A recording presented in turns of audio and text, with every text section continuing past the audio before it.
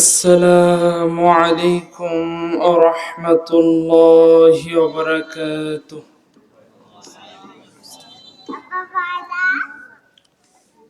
গ্রামবাসী আপনারা সবাই কেমন আছেন? আলহামদুলিল্লাহ, আমরা সবাই ভালো আছি। যারা দাঁড়িয়ে আছি তারা বসে পড়েন, ইনশাল্লাহ দাঁড়িয়ে থাকবেন না, বসে পড়ি। এবং যারা এখানে সেখানে বাদাম কিনছি, বুট কিনছি, গুলগুলা, পেঁয়াজু, চা, জিলাপি, যে যা পাচ্ছি কিনছি, ইনশাল্লাহ এগুলো আমরা প্রায়ই খেয়ে থাকি, ঠিক না? আজকে দিনের জন্য একটু বাদ দিলাম, বা মাহফিল শেষে খাবার কিনে নিয়ে বাড়িতে গিয়ে বসে থেকে খেলাম, ঠিক কিনা? আর যদি অতই খাওয়ার ইচ্ছা থাকে তে কিনে এনে আমার সামনে বসেন, ওয়াজ শোনেন, বাদামও খান, সমস্যা কি? যারা আশেপাশে আছি ইনশাল্লাহ মাহফিলের প্যান্ডেলের ভিতরে চলে আসি।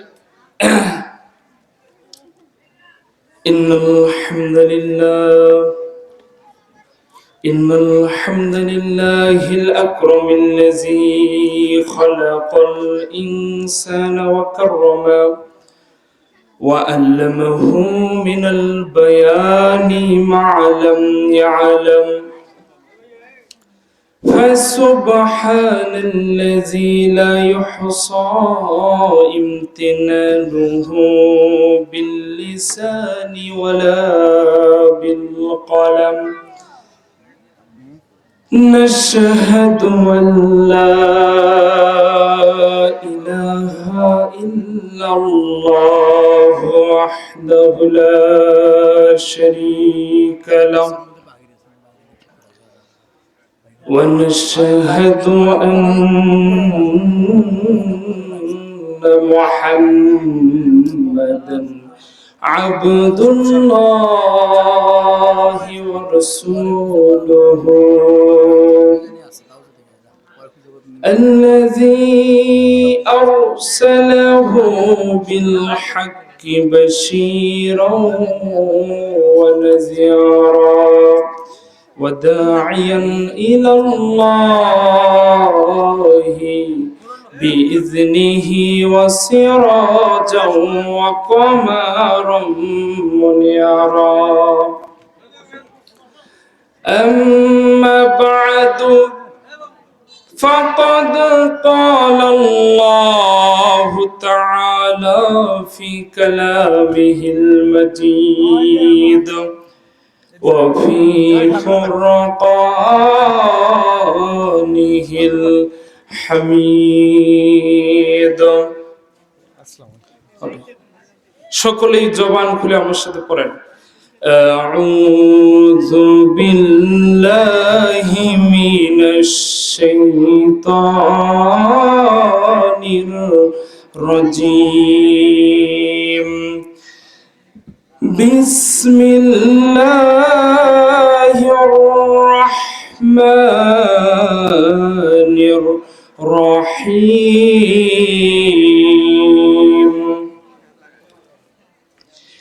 আলিফ লাম মিম। আহাসিবান নাসু আন ইউতরাকু আন ইয়াকুলু আমান্না ওয়া হুম লা ইফতানুন। ইন্নাল্লাহা ওয়া মালাইকাতাহু ইউসাল্লুনা আলান নবী ইয়া আইয়ুহাল্লাযীনা আমানু সাল্লু আলাইহি ওয়া সাল্লিমু তাসলিমা। সকলেই বলি সাল্লাল্লাহু আলাইহি ওয়াসাল্লাম। আলহামদুলিল্লাহ। عن سعد بن أبي وقاص رضي الله تعالى عنه قال قلت يا رسول الله أي الناس أشد بلاء؟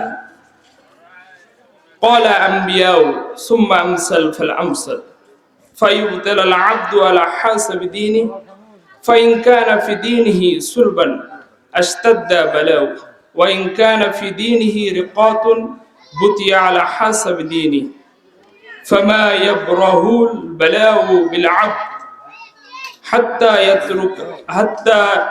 يتركه يمشي على العبد وما عليه من خاطئة رواه ابن ماجه أما بعد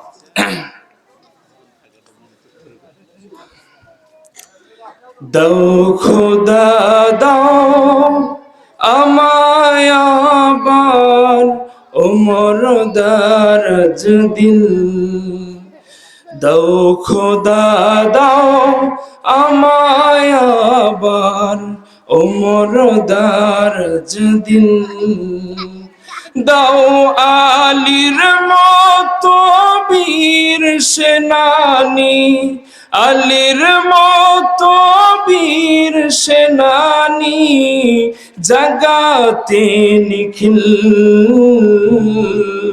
দাও খোদা দাও আমায় আবার ওমর দারাজ দিল হামজাকে দাও ঘরে ঘরে জীবন দিতে অকাতরে হামজাকে দাও ঘরে ঘরে জীবন দিতে অকাতরে দাও আলীর মতো বীর সেনানী জাগাতে নিখিল দাও খোদা দাও আমায় আবার ওমর দারাজ দিল দাও খোদা দাও আমায় আবার ওমর দারাজ দিল আবার কাবা ভাঙতে এলে আবার কাবা ভাঙতে এলে পাঠাও আবাবিল দাও খোদা দাও আমায় আবার ওমর দারাজ দিল দাও খোদা দাও আমায় আবার ওমর দারাজ দিল সচ্চা ঈমান দিয়ে পাঠাও শত সাহাবা তাদের দেখে বিশ্ব আবার বলুক মারহাবা আবার পাঠাও আবু বকর ফিতনা ফাসাদা সুখ সমর অনরটল পাহাড় সম দাও সেই মনের মিল দাও খোদা দাও আমায় আবার ওমর দারাজ দিল দাও খোদা দাও আমায় আবার ওমর দারাজ দিল লিল্লাহে তাকবীর আলহামদুলিল্লাহ সমস্ত প্রশংসা এবং যাবতীয় গুণগান সে মহান প্রতিপালকের জন্য যার অশেষ দয়া মেহেরবানিতে আমরা আজকে এই চকদাতিয়া মিয়ারবাজার ইবতেদায়ী দাখিল মাদ্রাসার উন্নয়ন কল্পে বিরাট তাফসিরুল কোরআন মাহফিলে বসতে পেরেছি।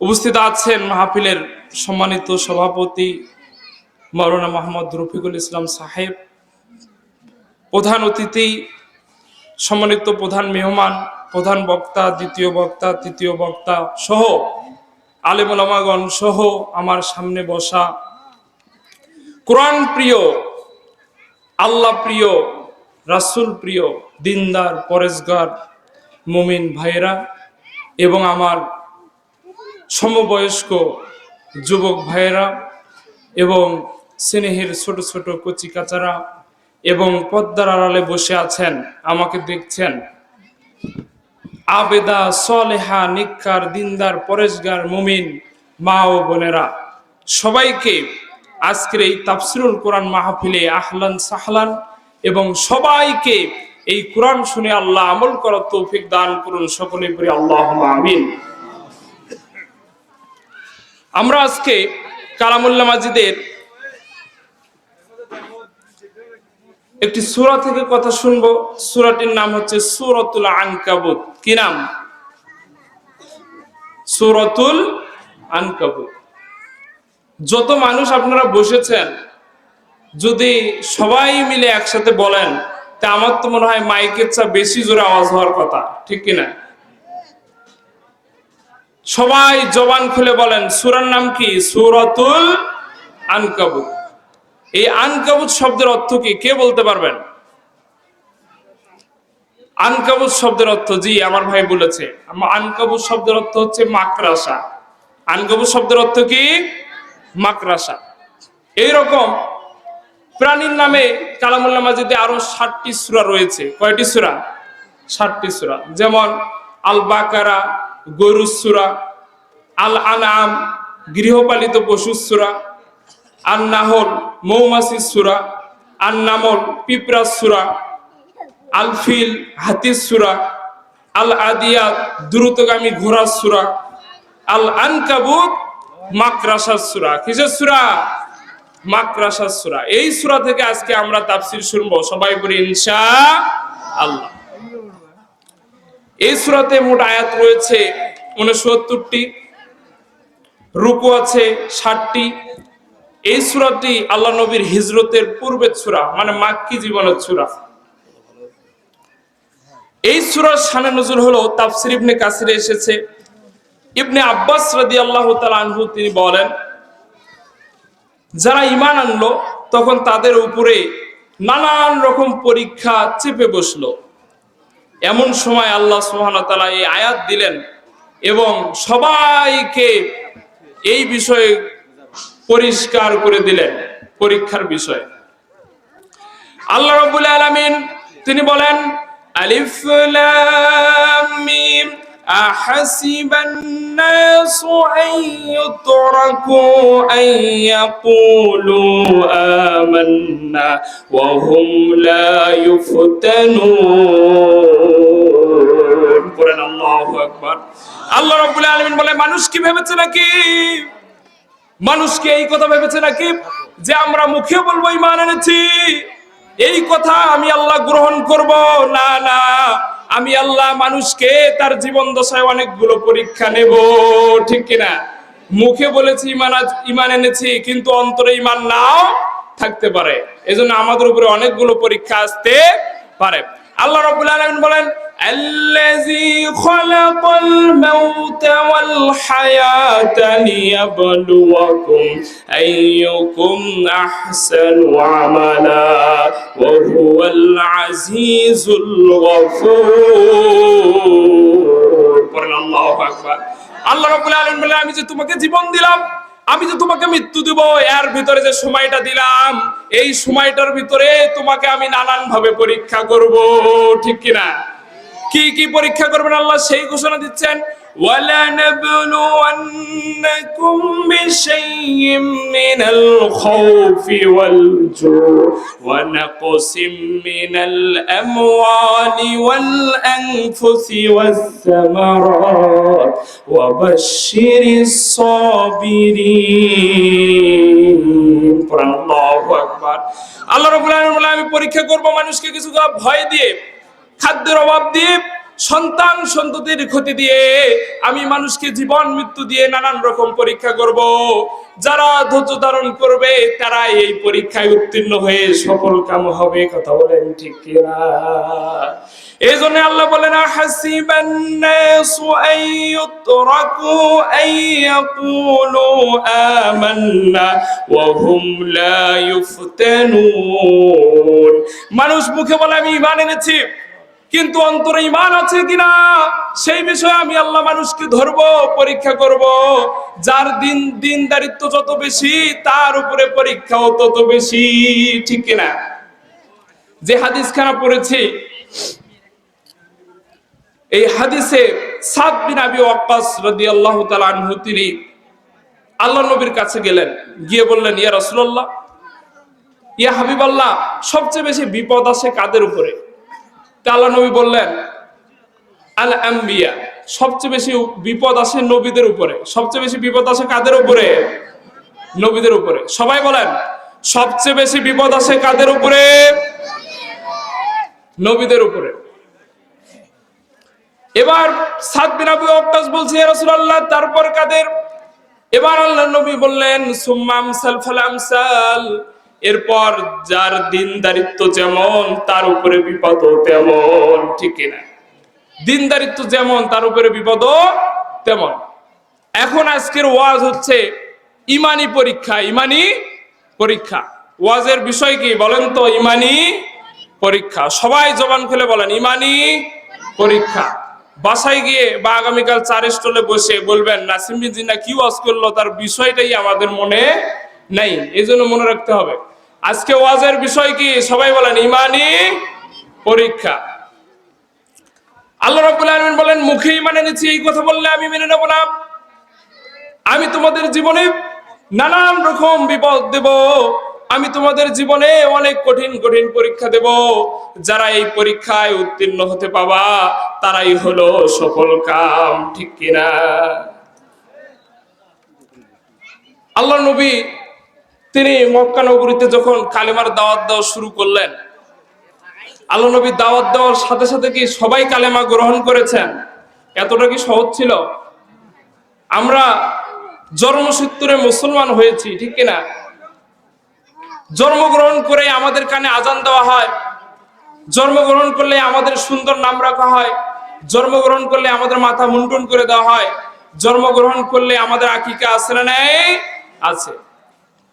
আল্লাহ নবী সাল্লাল্লাহু আলাইহি ওয়াসাল্লাম 40 বছর বয়সে যখন নবুয়ত পেয়ে গেলেন, মক্কার আনাচে কানাচে যখন দাওয়াত দেওয়া শুরু করে দিলেন, মানুষের কাছে দাওয়াত দেওয়ার সাথে সাথেই মানুষ কি দাওয়াত গ্রহণ করেছে নাকি? করেনি। শুধু আমাদের নবী নয়, মুসা আলাইহিস সালাম বলেন, ইব্রাহিম আলাইহিস সালাম বলেন, ঈসা আলাইহিস সালাম বলেন, যে নবীর নামই আপনি জানেন এই সব নবীর উপরে বিপদ আছে না নাই? আচ্ছা, আল্লাহ নবী যখনই দাওয়াত দিয়েছে তখন আল্লাহ নবীকে বলল গণক, আল্লাহ নবীকে বলল পাগল, আল্লাহ নবীকে বলা হলো কবি, আল্লাহ নবীকে পাগল বলে বলে পাথর মেরে মেরে রক্তাক্ত করা হলো। ঠিক কিনা? এইরকম আল্লাহ নবী দাওয়াত দিতে দিতে যখন গরিব পরিবারের সদস্য হযরতে সুমাইয়া রাদিয়াল্লাহু তাআলা আনহা তিনি যখন মুহাম্মদুর রাসূলুল্লাহ সাল্লাল্লাহু আলাইহি ওয়াসাল্লামের নাম শুনলেন, তিনি তার পরিবার সহ আল্লাহর নবীর কাছে গিয়ে কালেমার বাক্য গ্রহণ করে নিলেন, পড়ে নিলেন, লা ইলাহা ইল্লাল্লাহু মুহাম্মাদুর রাসূলুল্লাহ। আল্লাহু আকবার। সবে মাত্র কালেমা গ্রহণ করেছে, বাড়িতে ফিরেছে, এর মধ্যেই মক্কার আনাচে কানাচে সব জায়গায় ছড়াছড়ি হয়ে গিয়েছে। আম্মার পরিবার, ইয়াসির পরিবার কালেমা গ্রহণ করে ইসলাম ধর্ম গ্রহণ করেছে। আবু জাহেল বসে আছে, এমন সময় তার চেলা চামুন্ডা, তার সাতকার সাথী এসে বলছে, উতবা, সাইবা, মুগিরা, আবু সুফিয়ান, তারা এসে বলছে, আবু জাহেল জানো নাকি কি খারাপ কাজ হয়েছে? জানো নাকি? ইয়াসির পরিবার, সুমাইয়া, তার স্বামী ইয়াসির, তার ছেলে আম্মার, এরা তো কালেমা গ্রহণ করে ফেলেছে। এইরকম সবাই যদি কালেমা গ্রহণ করে ফেলে, আবু জাহেল তোমার কিন্তু গদি থাকবে না। যদি এখন তুমি কোনো অ্যাকশন না নাও, তাহলে আবু জাহেল শুনো, তোমার নেতৃত্ব দেওয়ার ক্ষমতা হারিয়ে যাবে, এতক্ষণ গদি থাকবে না। এই কথা সহ্য করা যায়। যখন শুনেছে নেতৃত্ব হারিয়ে যাবে, এবার আবু জাহেল কি আর বসে থাকবে? বসে থাকবে না। আবু জাহেল এবার বলছে, কে কোথায় আছো রে? তলোয়ার নিয়ে বের হয়ে যাও, চলো ইয়াসির পরিবারের কাছে। ওরা কেন আমার সাথে কথা না বলেই কালেমা গ্রহণ করলো? ওদের আজকে খবর আছে না নাই? আবু জাহেল তার সৈন্য সামন্ত নিয়ে ইয়াসির পরিবারকে ঘেরাও করেছে। এইবার ডাক দিচ্ছে, কোথায় রে ইয়াসির, কোথায় রে সুমাইয়া, বের হ। তোরা কেন আমি আবু জাহেলের অনুমতি ছাড়া আব্দুল্লাহ ইবনে মুহাম্মাদের কাছে গেলি? আর কেন তোরা কালেমা গ্রহণ করে নিলি? তোরা কি একটিবার ভাবলি না যে আমি এই জামানার শাসক? এবার ঘরের ভিতর থেকে হযরত সুমাইয়া বিনতে খাব্বাত রাদিয়াল্লাহু তাআলা আনহার ছেলে, নাম হলো আম্মার রাদিয়াল্লাহু তাআলা আনহু। কি নাম? আম্মার রাদিয়াল্লাহু তাআলা আনহু। তিনি ঘর থেকে বের হলেন, বের হয়ে বললেন, আবু জাহেল, কেন আমার পরিবারকে ডাকো? কি প্রয়োজন আমার পরিবারের সাথে? এবার আবু জাহেল বলছে, আম্মার, তুমি ছোট্ট মানুষ, তুমি সরে যাও, তোমার বাবা মাকে ডাক দাও। আম্মার রাদিয়াল্লাহু তাআলা আনহু বলেন, আমি ছোট মানুষ হলে কি হবে? যে বিষয়ের জন্য আমার বাবা মাকে ডাকেন, আমি আম্মার নিজেই তো সেই বিষয় গ্রহণ করেছি। বলুন সুবহানাল্লাহ। ছোট্ট মানুষ হলে কি হবে? আম্মার রাদিয়াল্লাহু তাআলা আনহু তিনি নিজেই বলে দিলেন যে আমি তো গ্রহণ করে নিয়েছি। সবাই পড়েন, আশহাদু আল্লা ইলাহা ইল্লাল্লাহু ওয়াহদাহু লা শারীকা লাহু ওয়া আশহাদু আন্না মুহাম্মাদান আবদুহু ওয়া রাসূলুহু। এবার বলেন তো, আবু জাহেল এই শব্দ শোনার সাথে সাথে সে কি আর চুপ করে থাকবে নাকি? এবার আবু জাহেল বলল, কি আছো রে? আম্মারের হাত বেঁধে দাও। আম্মার রাদিয়াল্লাহু তাআলা আনহুর হাত বাঁধা হলো, গাছের সাথে বেঁধে ফেলা হলো। আম্মার রাদিয়াল্লাহু তাআলা আনহু ছোট্ট মানুষ, গাছের সাথে যখন হাত বেঁধেছে, ছোট্ট আম্মারের মুখের সামনে আবু জাহেল এতটা খারাপ, আম্মারের মুখের সামনে আগুন ধরেছে। আম্মার রাদিয়াল্লাহু তাআলা আনহু সহ্য করতে পারে না। আম্মার রাদিয়াল্লাহু তাআলা আনহুর মুখের সামনে মশাল ধরেছে, তাপ লেগে লেগে নাকে তাপ লাগে, মুখে তাপ লাগে, চোখে তাপ লাগে। আম্মার রাদিয়াল্লাহু তাআলা আনহু যখন সহ্য করতে পারে না, আবু জাহেল এতটা খারাপ, মুখটা হা করে মশালটা মুখের ভিতরে দিয়েছে। বলুন নাউজুবিল্লাহ। এইরকম জুলুম নির্যাতন আজ আছে না নাই? আছে। এই কালেমা গ্রহণ করার কারণে শুধু আম্মার রাদিয়াল্লাহু তাআলা আনহুকে নয়, যুগে যুগে আজও অনেক জুলুম নির্যাতন আলেমদের উপরেও চলছে, ঠিক কিনা? এই ক্ষমতার চেয়ার বাঁচাতে গিয়ে কত আলেমকে জেলে ধরেছে, কত আলেমকে ফাঁসিতে চড়িয়েছে, কত আলেমকে এমন জায়গায় ঢুকিয়েছে যাকে আর কখনো পরিবার খুঁজে পায়নি। কথা বলেন ঠিক কিনা? আম্মার রাদিয়াল্লাহু তাআলা আনহু গাছের সাথে বাঁধা, চোখ দিয়ে পানি দার দার করে পড়ছে, জিহ্বা পুড়ে খান খান হয়ে গিয়েছে। আম্মার রাদিয়াল্লাহু তাআলা আনহু বলে, তোরা যাই কর, আমার জীবন চলে যাবে, কিন্তু আমি আম্মার কখনো এই কালেমার দাওয়াত থেকে এক চুল পরিমাণ সরে যাব না। এবার সন্তানের এত বড় নির্যাতন দেখে আম্মার রাদিয়াল্লাহু তাআলা আনহুর পিতা ইয়াসির রাদিয়াল্লাহু তাআলা আনহু ঘরের ভিতর থেকে বের হয়েছে। বের হয়ে বলে, আবু জাহেল, তুই এতটা খারাপ, যে বিষয়ে আমার সন্তানকে তুমি শাস্তি দাও, আবু জাহেল, আমিও তো সেই বিষয়ের সাক্ষী দিয়েছি। কথা বলেন ঠিক কিনা? আমিও তো পড়েছি, পড়েন, আশহাদু আল্লা ইলাহা ইল্লাল্লাহু ওয়াহদাহু লা শারীকা লাহু ওয়া আশহাদু আন্না মুহাম্মাদান আবদুহু ওয়া রাসূলুহু। আল্লাহু আকবার। আবু জাহেল এই শব্দ শুনে কি চুপ করে থাকবে নাকি? এবার ইয়াসির রাদিয়াল্লাহু তাআলা আনহুকে ধরেছে, মারতে মারতে, চাবুকের আঘাত করতে করতে ইয়াসির রাদিয়াল্লাহু তাআলা আনহুকে জমিনে শুইয়ে দিয়েছে। গরম উত্তপ্ত বালির ভিতরে শরীরের সব জামা কাপড় খুলে ইয়াসির রাদিয়াল্লাহু তাআলা আনহুকে জমিনে শুইয়ে দিয়েছে। শুধু তাই নয়, ইয়াসির রাদিয়াল্লাহু তাআলা আনহুকে শরীরের সব কাপড় খুলে সূর্যের সামনে দাঁড় করে রেখেছে। ও মিয়া, আমাদের বাংলাদেশের সূর্যের তাপ আর সৌদি আরবের সূর্যের তাপ এক নাকি? ইয়াসির রাদিয়াল্লাহু তাআলা আনহু এই তাপ সহ্য করতে না পেরে চোখের পানি ছেড়ে দিয়ে আল্লাহর কাছে ডাক দেয়, রব্বুল আলামিন, তোমার কালেমা গ্রহণ করার কারণে যে আযাব শুরু হয়ে গেল, যে শাস্তি শুরু হয়ে গেল মালিক, আমাদের জীবন চলে যাবে, কিন্তু মালিক আপনি দেখিয়েন আমরা কখনো ঈমান ছেড়ে দেব না।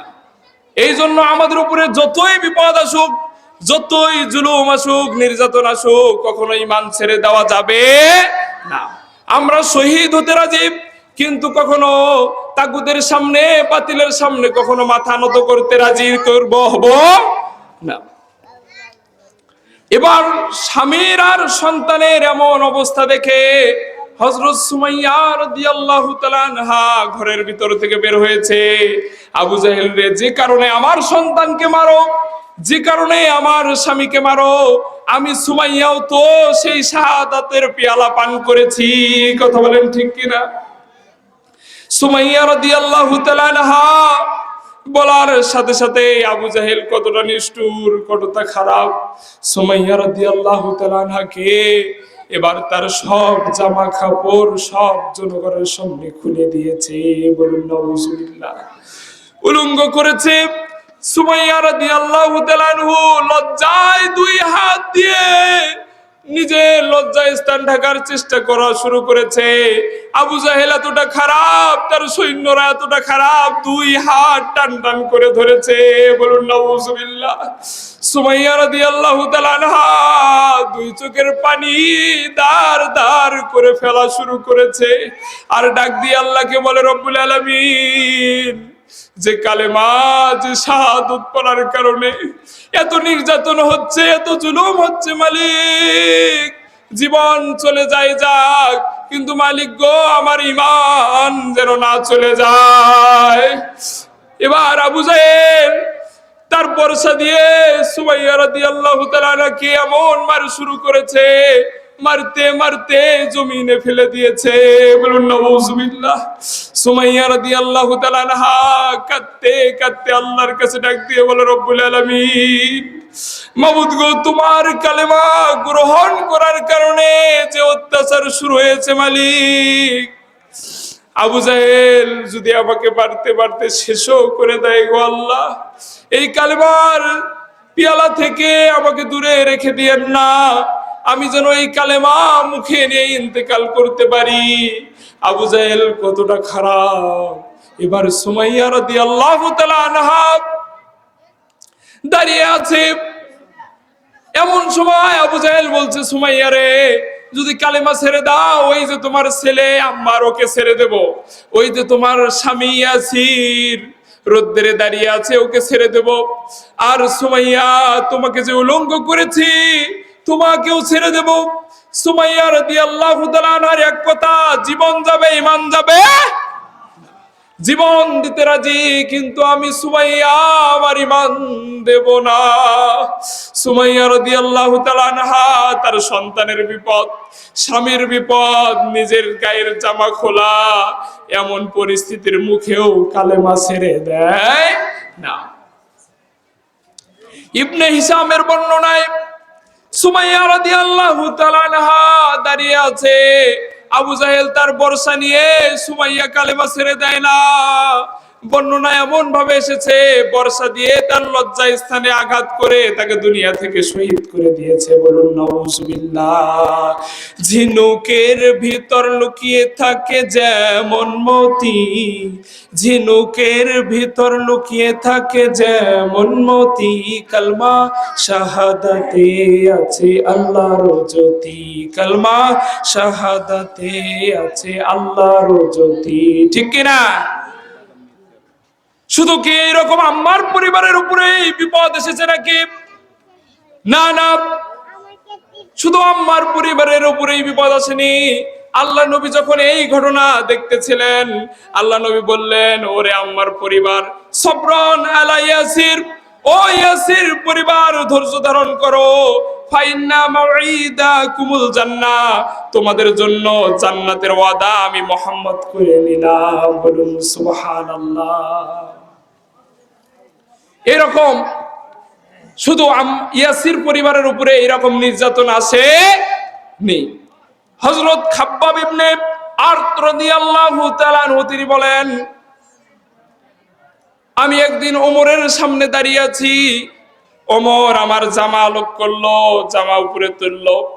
ওমর বলছে, খাব্বাব, তোমার শরীরের তলে এত ক্ষত দাগ, এগুলো কিসের? এবার খাব্বাব রাদিয়াল্লাহু তাআলা আনহু কাঁদতে কাঁদতে বলে, ওমর, তুমি জানো না কালেমা গ্রহণ করার কারণে কাফের মুশরিকরা আমার উপরে কি রকম নির্যাতন করেছে, তুমি জানো না?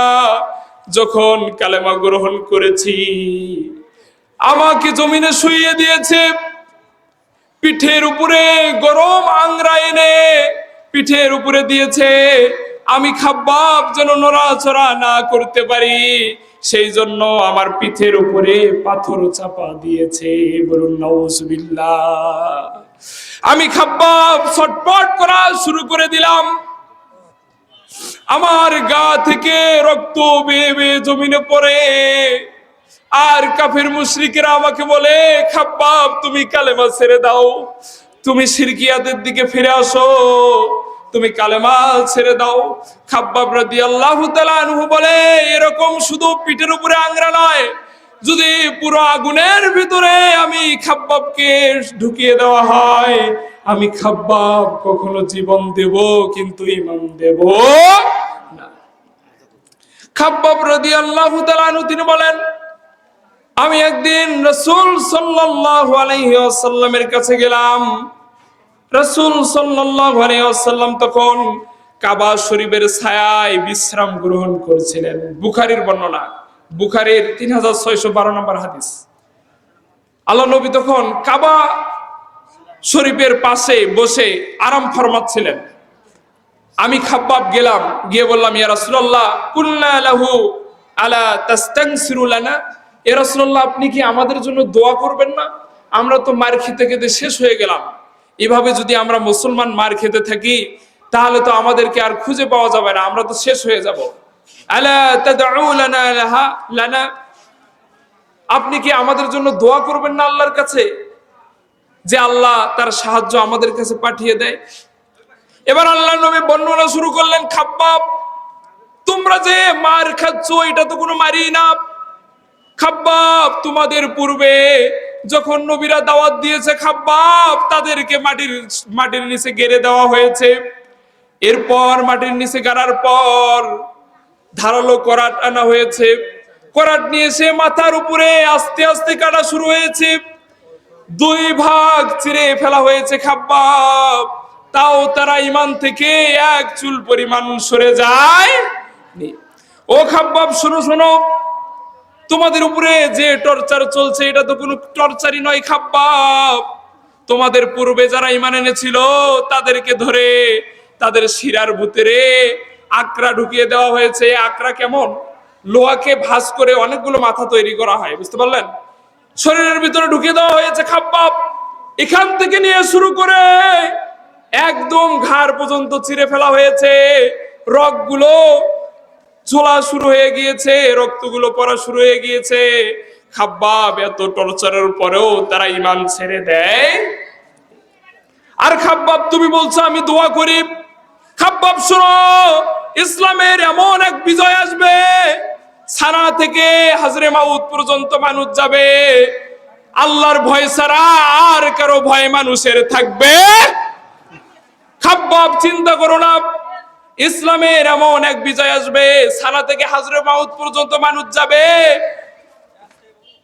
ঘোড়া যাবে, পশু যাবে, উট যাবে, এমনকি নেকড়ে বাঘের ভয়ও তাদের শরীরে থাকবে না। ইসলামের এমন বিজয় আসবে খাব্বাব, এগুলো নিয়ে তুমি কোনো চিন্তা করো না। মার খাও, জেলে যাও, আয়না ঘরে যাও, ফাঁসির মঞ্চে চড়ো, তবুও এই মার খাওয়ার পরেও ইসলামের বিজয় দিবে কে? আল্লাহ। এরপর হযরত বিলাল রাদিয়াল্লাহু তাআলা আনহু তিনি যখন কালেমা গ্রহণ করলেন, কালো কুচকুচে বর্ণের একজন মানুষ, কালেমা গ্রহণ করার কারণে বিলাল রাদিয়াল্লাহু তাআলা আনহুকে গরম উত্তপ্ত মরুভূমির ভিতরে বিলাল রাদিয়াল্লাহু তাআলা আনহুর পরনের লুঙ্গি ছাড়া আর কোনো জামা ছিল না। হাদিসের বর্ণনায় উত্তপ্ত মরুভূমির ভিতরে বিলাল রাদিয়াল্লাহু তাআলা আনহুকে শুইয়ে দেওয়া হয়েছে। বিলাল রাদিয়াল্লাহু তাআলা আনহু 2 চোখের পানি ছেড়ে দিয়ে আল্লাহকে ডাক দিয়ে বলে, আহাদ আহাদ, আল্লাহ এক, আল্লাহ এক, আল্লাহ ছাড়া আর কোনো মাবুদ নাই। বিলাল রাদিয়াল্লাহু তাআলা আনহু বর্ণনা করেন, এই কালেমা গ্রহণ করার কারণে ছোট্ট ছোট্ট বাচ্চাগুলো আবু জাহেল, উতবা, সাইবা, মুগিরা ছোট বাচ্চাকে রশি দিয়ে আমার গলায় লাগিয়ে দিয়েছে। এই রশি নিয়ে ছোট বাচ্চারা পুরো মক্কা নগরী ঘুরেছে। আমি বিলালকে ছেঁচড়িয়ে পুরো মক্কা নগরী তারা ঘুরে বেরিয়েছে। আর বলেছে, বিলাল ছেড়ে দাও, কালেমার দাওয়াত ছেড়ে দাও। আমি বিলাল রাদিয়াল্লাহু তাআলা আনহু এত টর্চার, অত্যাচার, নির্যাতন, জুলুম হওয়ার পরেও আমি বিলাল কালেমা ছেড়ে দেই। এই জন্য আল্লাহ রাব্বুল আলামিন তিনি ডাক দিয়ে বললেন, আহাসিবান নাসু আন ইউতরাকু আন ইয়াকুলু আমান্না ওয়া হুম লা ইফতানুন। পড়েন আল্লাহু আকবার। মানুষ কি ভেবেছে নাকি যে তারা মুখে বলবে আমরা ঈমান এনেছি আর আমি আল্লাহ তাদের পরীক্ষা করবে না? এটা কখনো হবে না। মানুষ মুখে বলেছে, তাদের অন্তরে আছে কিনা এই জন্য আমি আল্লাহ তাদের কাছে পরীক্ষা পাঠাবো। যারা পরীক্ষা দিয়ে উত্তীর্ণ হবে তারাই হলো সফল কাম। কথা বলেন ঠিক কিনা? এই জন্য আমাদের উপরেও নানাভাবে অনেক পরীক্ষা আসবে। এই পরীক্ষায় আমাদেরকে ধৈর্য ধরে উত্তীর্ণ হতে হবে। কথা বলেন ঠিক কিনা? পরীক্ষা যতই আসুক, এই পরীক্ষার সমাধানও দিবেন তিনি কে? আল্লাহ। কিন্তু কখনো পরীক্ষা আসলে ধৈর্য হারানো যাবে না। আল্লাহ সুবহানাহু ওয়া তাআলা আমাদেরকে এতক্ষণ সূরা আনকাবুত মাকরাসার সূরা থেকে যেটুকু শোনালেন, বুঝালেন, সে অনুযায়ী আমল করার তৌফিক দান করুন সকলে বলি আল্লাহুম্মা আমিন। এই আয়াতের উপরে আরো অনেক কথা ছিল, আলহামদুলিল্লাহ আজকে সংক্ষিপ্ত সময়ে যেটুকু বলা হলো আর যেটুকু বাদ পড়ে গেল এই সবটুকু ইনশাআল্লাহ বাকি দ্বিতীয় পর্ব ইমানি পরীক্ষার আমরা 18 তারিখে মুন্সিপাড়া মাহফিলে ইনশাআল্লাহ ওখান থেকে আবার শুরু হবে। ইনশাআল্লাহ আমরা সবাই ওখানে উপস্থিত হব। আমি মনে হয় 8টা থেকে ওখানে আলোচনা শুরু হবে আমার। ইনশাআল্লাহ সবাই 8টার দিকে আসবেন। এই আয়াতের উপরে যে কথাগুলো বাদ পড়ে গেল ইনশাআল্লাহ আমরা সেখান থেকে শুরু করব। হযরত ইব্রাহিম আলাইহিস সালাম, হযরত নূহ আলাইহিস সালাম, হযরত মুসা আলাইহিস সালাম তারাও কিন্তু অনেক পরীক্ষা দিয়েছেন। কথা বলেন ঠিক কিনা? সেই কথাগুলো আমার বাদ পড়ে গেল। ইব্রাহিম আলাইহিস সালাম তিনি যখন দেখলেন যে তার কওমেরা মূর্তি পূজা করে, মূর্তির সামনে গিয়ে বলে হম নমো ভগবতী বাসুদেবায়া, আসরে নাই আছে। এই আয়াতগুলো নিয়ে ওখানে বিস্তারিত আলোচনা থাকবে। আর বিভিন্ন হিন্দু ধর্মের অনেক মন্ত্র ওখানে বলার চেষ্টা করবো ইনশাআল্লাহ। যদি আপনারা আসেন তাহলে এই বিষয়ের উপরে অনেক আলোচনা হবে ইনশাআল্লাহ। আজকে যেটুকু বললাম শুনলাম আল্লাহ সেই অনুযায়ী আমল করার তৌফিক দান করুন সকলে বলি আল্লাহুম্মা আমিন। সুবহানাকাল্লাহুম্মা বিহামদিকা আশহাদু আল্লা ইলাহা ইল্লা আনতা আস্তাগফিরুকা ওয়া আতুবু ইলাইক। আসসালামু আলাইকুম ওয়া রাহমাতুল্লাহ।